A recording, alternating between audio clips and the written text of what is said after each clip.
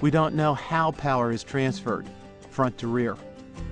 We don't know the answers to these and other questions because manufacturers consider that information proprietary and typically do not make that level of information available to the public. This roller mechanism has been designed to help us find the answers to those questions. These rollers allow us to study, in a laboratory setting, vehicle behavior and how various all-wheel drive and traction control systems operate under slippery situations such as ice. Keep in mind that how each vehicle behaves in the laboratory setting and how the vehicle behaves on various road surfaces. Comparison, we will look at the 2008 Honda CR-V. Although the CR-V is newly restyled, Honda continues to use its real-time four-wheel drive system. Remember that the manufacturer provides no public information about how the system works, but we can tell you that it is front-wheel drive until the front wheels slip and begin to lose traction. It is only then that the real-time four-wheel drive system will transmit power to the rear wheels. Let's see if we can validate that.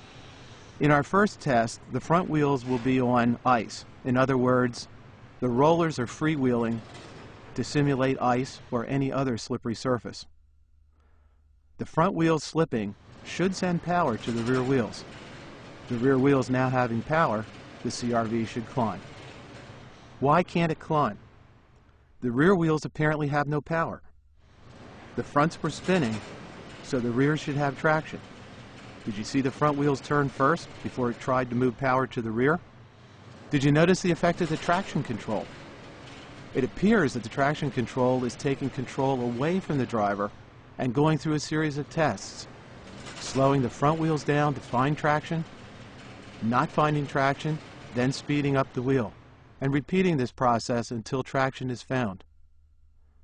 So in this laboratory setting, we can surmise that the center differential in this vehicle is not capable of transmitting enough power to the rear wheels to climb up the ramp. Next, let's bring up the 2008 Forester 2.5X. It is equipped with a 4-speed electronic automatic transmission and as such has active all-wheel drive. Let's put the Forester through the same evaluation with the front wheels on ice and the rear wheels on asphalt. Will it climb? See how the Forester climbs? Since the front wheels had no traction, the active all-wheel drive system sensed this loss of traction and sent more power to the rear wheels, thus giving the vehicle power, traction, and forward movement. Let's see what happens if the front wheels have traction and the rears are on ice. As you can see, the car will climb equally on the front wheels only, but for the opposite reason. The system sensed a loss of traction to the rear wheels and sent the majority of power to the front wheels. This allowed traction, control, and forward movement. Now, let's see the car on the rollers with all wheels on ice. What do you think will happen?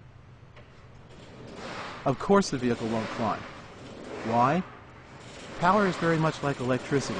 It will always take the path of least resistance. No car with zero traction on all four wheels will be able to climb.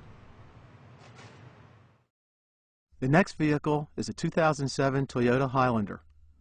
Again, this is a very popular mid-sized SUV.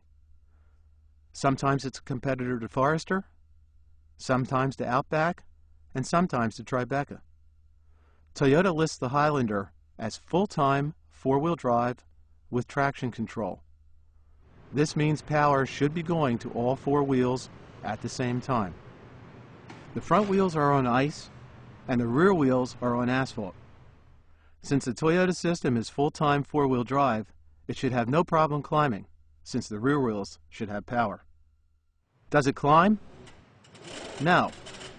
Just like the CR-V, it is not able to transmit the torque to the rear wheels. But did you also notice what the front end was doing? It was moving side to side. That signals to us that there is evidence of torque steer. This is caused by an asymmetrical drivetrain layout. The engine is mounted transversely with a heavy transmission on the driver's side and unequal length axle shafts to the front wheels, a long axle to the right and a shorter axle to the left. Did you also hear how the engine speed went up and down? That's the traction control operating. And really, the driver is keeping a constant throttle. Don't believe me? Let's take a look inside the vehicle. Look at the driver's foot on the accelerator, but listen to the engine. The accelerator is literally on the floor at full throttle. Note how the traction control system takes control away from the accelerator. This is all caused by the traction control system reducing engine power in an effort to regain traction. A rather simple approach. Remember, this is a full-time four-wheel drive vehicle. It should have been able to assess the situation, and the vehicle should have been able to climb. But in this laboratory evaluation, it could not. The next vehicle is the 2007 Volkswagen Passat 4Motion. 4Motion is Volkswagen's version of full-time all-wheel drive. And it's really a combination of traction control, stability control, and all-wheel drive, all in one package. Although its operation is different, 4Motion most closely approximates the system we have in the legacy 2.5 GT, which is variable torque distribution all-wheel drive with vehicle dynamics control. With the front wheels on ice, the rear wheels should have traction. Let's see what the Passat will do. Okay, it climbed with no problem. But isn't that interesting, especially when compared to the Highlander, which was a bigger, heavier vehicle? Remember, the Highlander was four-wheel drive too, and its system could not effectively assess the traction requirements to send power to the rear. Volkswagen has made claims that if only one wheel has traction, the car will move. Let's see. Let's give traction to only one front wheel. Will it climb? No. In this laboratory setting, the 4Motion system is not able to transmit enough power to one wheel to do that. Again, the system is trying, but is having difficulty succeeding. Let's give traction to the other front wheel and give it some gas. As you can see, the system is trying, but again, the vehicle cannot climb. Now let's see if one rear wheel having traction can validate VW's claim. As you can see, the car tries to climb. The wheel shakes slightly, but the 4Motion system won't transmit power. What could be the reason? Well, for 2007, the engine was resituated transversely, with the gearbox on the driver's side. This has an obvious potential for torque steer. We suggest that it is this asymmetrical drivetrain layout, coupled with the weight of the car, that significantly contributes to this situation. Let's bring on the 2008 Legacy without any drama. As demonstrated with earlier vehicles, it won't climb if we put all four wheels on ice. So let's skip through this test and go directly to testing of one front wheel. Although Subaru does not claim that as long as one wheel has traction, the vehicle will move, let's see if we can validate that claim anyway.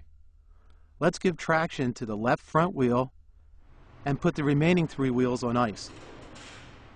Now you notice there was a slight delay as the VDC took control, but then the vehicle climbed. Now, let's reverse the experiment and try with traction to the right front wheel while the other three wheels are on ice. Remember, this is where the Passat failed. But will the Legacy behave in the same manner? No, it doesn't. In this particular situation, the Legacy can climb. That's because the Legacy has a symmetrical drivetrain layout. Finally, let's try the same experiment but on the rear wheels. Bear in mind that this is really an extreme test. The bulk of the vehicle weight is at the rear. The vehicle must overcome this weight to move the vehicle forward. Which rear wheel should we lock? Does it really matter? No, it doesn't. Why? Because Subaru has a symmetrical drivetrain layout. Let's give traction to the left rear wheel while the other three wheels are on ice. The VDC takes control and the car climbs. Not an easy task, but it does do it.